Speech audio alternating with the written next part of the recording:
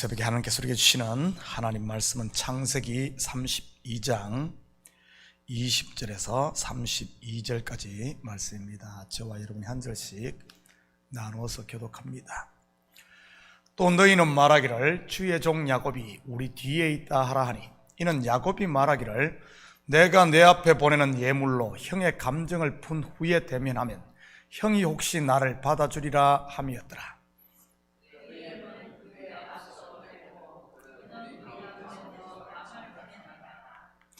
밤에 일어나 두 아내와 두 여종과 11 아들을 인도하여 야복 나루를 건널세.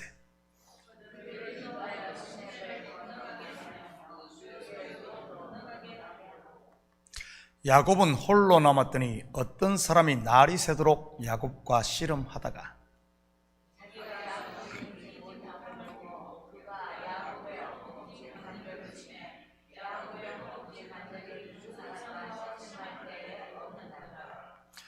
그가 이르되 날이 세려하니 나로 가게 하라. 야곱이 이르되 당신이 내게 축복하지 아니하면 가게 하지 아니하겠나이다.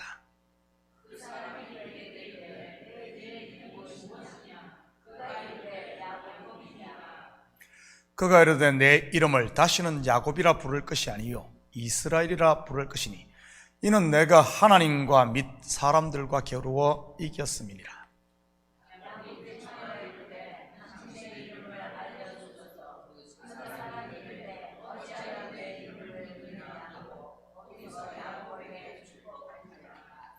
그러므로 야곱이 그곳 이름을 브니엘이라 하였으니 그가 이르기를 내가 하나님과 대면하여 보았으나 내 생명이 보존되었다 함이더라.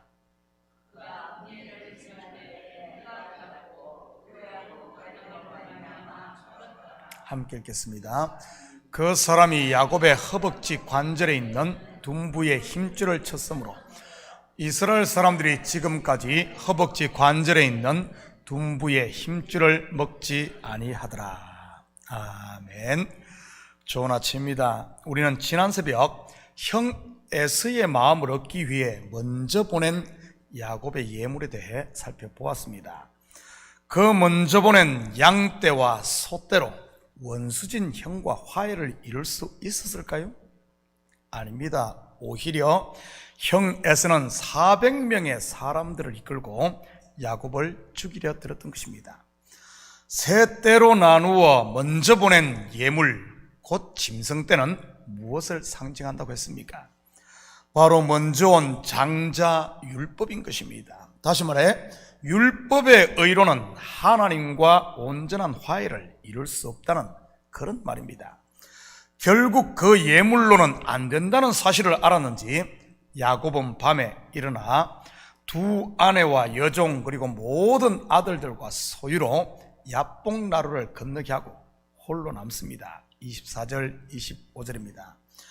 야곱은 홀로 남았더니 어떤 사람이 날이 새도록 야곱과 씨름하다가 자기가 야곱을 이기지 못함을 보고 그가 야곱의 허벅지 관절을 치매 야곱의 허벅지 관절이 그 사람과 씨름할 때에 어긋났더라. 밤이 새도록 홀로 씨름하는 야곱의 모습을 우리는 겟세마네 동산에 예수님을 통해 만나볼 수 있습니다. 왜 예수님께서 땀방울이 핏방울처럼 되도록 기도의 씨름을 했던 것일까요? 하나님과 인생들 사이의 화해를 위해서 했던 것입니다. 바로 화목 제물이 되기 위해서 말이지요. 자기가 야곱을 이기지 못함을 보고 정말 하나님의 사자가 야곱을 이길 수 없었던 것일까요? 사람이 하나님을 이길 수 있습니까? 그럴 수 없는 것입니다. 그렇다면 이 의미가 무엇이겠습니까? 속이는 자 또는 발꿈치를 잡는 자라는 의미의 야곱, 훈련이나 교육으로 또는 인간의 노력으로 바꿀 수 있는 것이 아니라는 그런 말입니다. 만약 그럴 것 같으면 굳이 하나님의 아들이 십자가에 달릴 이유가 없었던 것이지요. 결국 이 싸움이 어떻게 됩니까? 야곱의 허벅지 관절이 어긋남으로 끝이 납니다. 지난 새벽에 말씀드렸듯이 허벅지 관절 곧 환도뼈는 남자의 생식기와 관련되어 있다고 했습니다. 아브라함으로 말하면 할례요. 이 할례는 곧 죽음을 상징하는 것입니다. 한마디로 죽어야 끝이 난다는 말입니다. 물론 야곱이 허벅지 관절이 어긋난 사건은 예수 그리스도의 십자가 죽음을 예표하는 것이고요.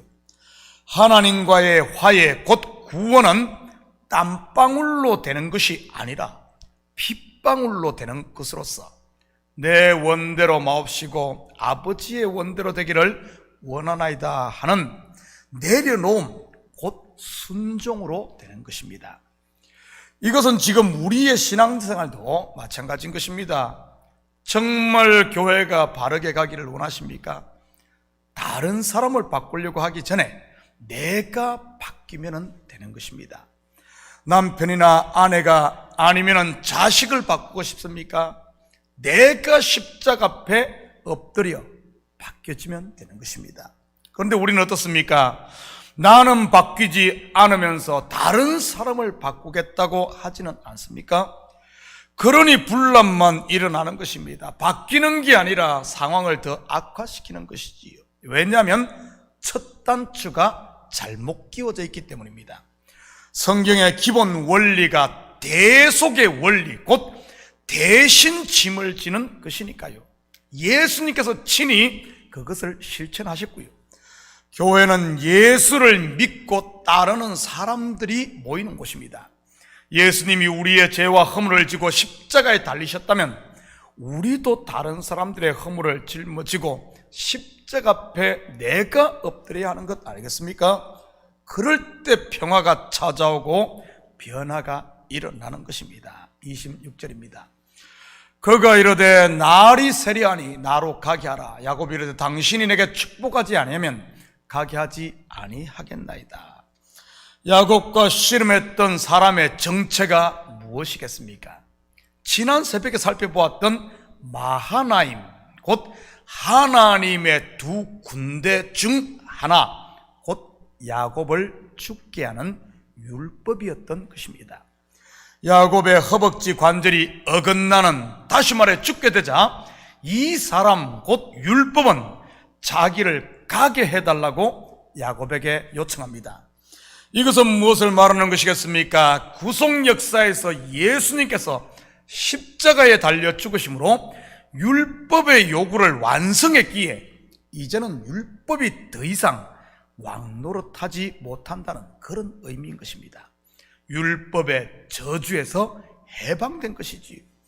마치 예수님께서 오셔서 천국 복음을 전하자 율법을 대표하던 세례 요한이 그 자리를 예수님께 내주었던 것과 같은 것이지요. 그는 흥하여야 하겠고 나는 쇠하여야 하리라는 말을 남기고 말이지요. 이르되 날이 세리하니 라는 표현을 통해서도 새날이 밝았음을 알 수 있습니다. 출애굽으로 말하면 6월절 밤이 지나고 애굽에서 해방되는 그 날이요, 소돔과 고모라에서 롯이 나올 때 아침이 밝아오는 모습이지. 신약으로 말하면 안식 후 첫날 아침이 밝아오는 새벽 미명을 말하는 것이고요. 당신이 내게 축복하지 아니하면 가게 하지 아니하겠나이다. 이 축복이 무엇이겠습니까? 예수님께서 십자가에 외치신 다 이루었다인 것입니다. 28절입니다. 그가 이르되 내 이름을 다시는 야곱이라 부를 것이 아니요 이스라엘이라 부를 것이니 이는 내가 하나님과 및 사람들과 겨루어 이겼음이니라. 그리고 주어진 이름이 바로 이스라엘입니다. 이스라엘의 뜻이 뭐죠? 지금 우리가 가지고 있는 개역개정에는 하나님과 및 사람들과 겨루어 이겼으므로 해석을 하다 보니 자칫 오해의 소지가 있습니다. 마치 야곱이 하나님과 싸워 대적해서 이긴 것처럼 느껴지니까요. 그런데 히브리어를 헬라어로 처음 번역한 70인역에 보면 하나님과 함께 이긴 자 또는 하나님과 더불어 이긴 자로 번역을 했습니다.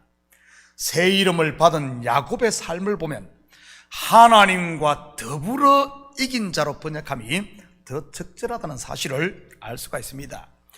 그 이후 야곱은 다리 하나를 제대로 쓸 수 없어 지팡이 없이는 제대로 걸을 수 없는 상태가 됩니다. 히브리서 11장 21절입니다. 믿음으로 야곱은 죽을 때 요셉의 각 아들에게 축복하고 그 지팡이 머리에 의지하여 경배하였으며, 이 지팡이가 무엇이겠습니까? 지팡이는 캐논, 곧 하나님의 말씀인 것입니다. 야곱, 즉 자기의 생각과 자기의 의지와 자기의 꾀로 살던 그가 이제는 하나님의 말씀을 의지하는, 죽었다가 다시 살아남으로 하늘 양식이 생명이 되는 말씀을 의지하는 자, 곧 하나님과 더불어 사는, 더불어 이긴 자로 살게 된 것이지요.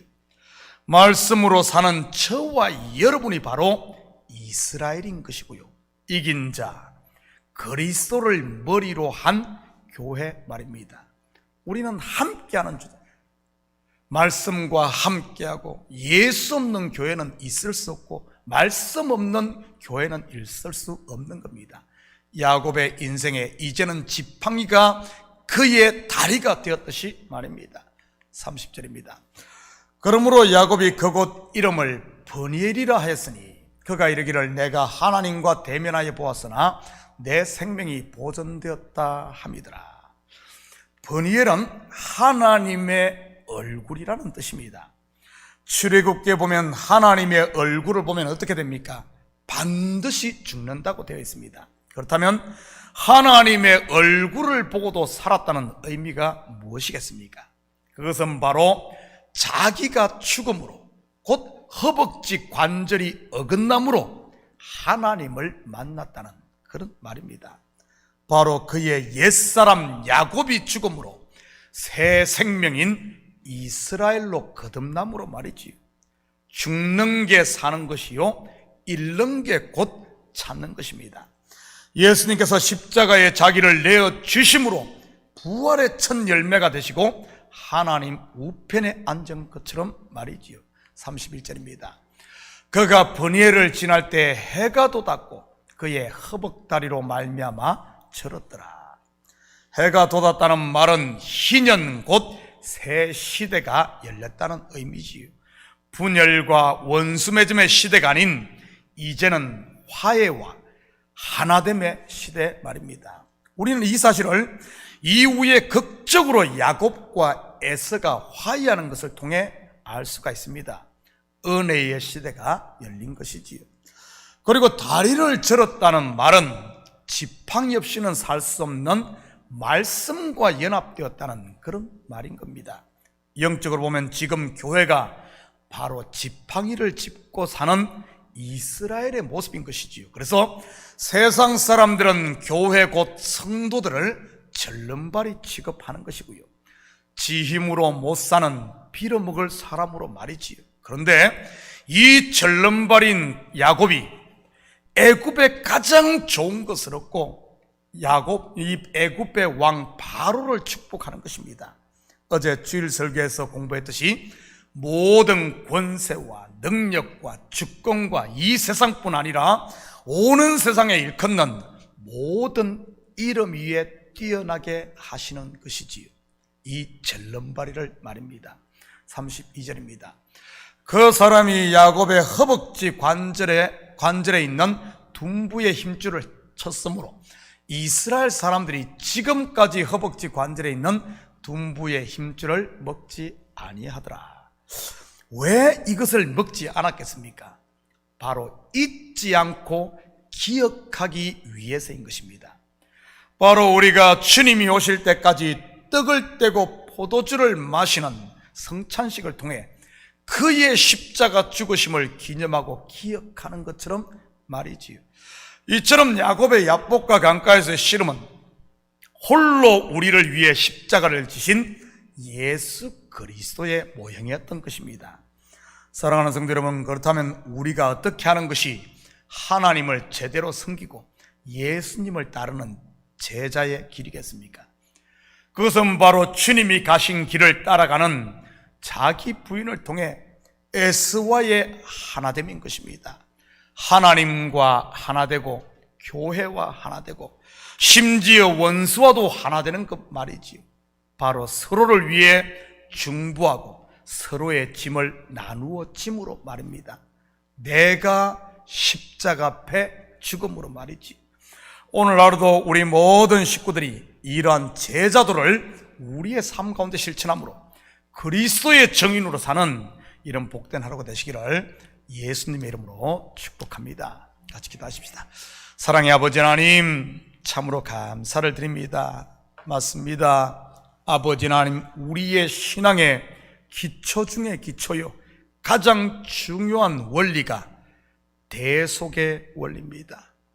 아버지 하나님, 죄인된 우리에게 죄를 묻지 않고 우리의 죄를 대신 그 아들 독생자에게 짊어지게 하신 이 대속의 원리, 이 비밀을 믿는 우리가 아버지 하나님, 과연 그 길을, 예수님이 가신 길을 따르고 있습니까? 아니면은 아버지 하나님, 무거운 짐들을 십자가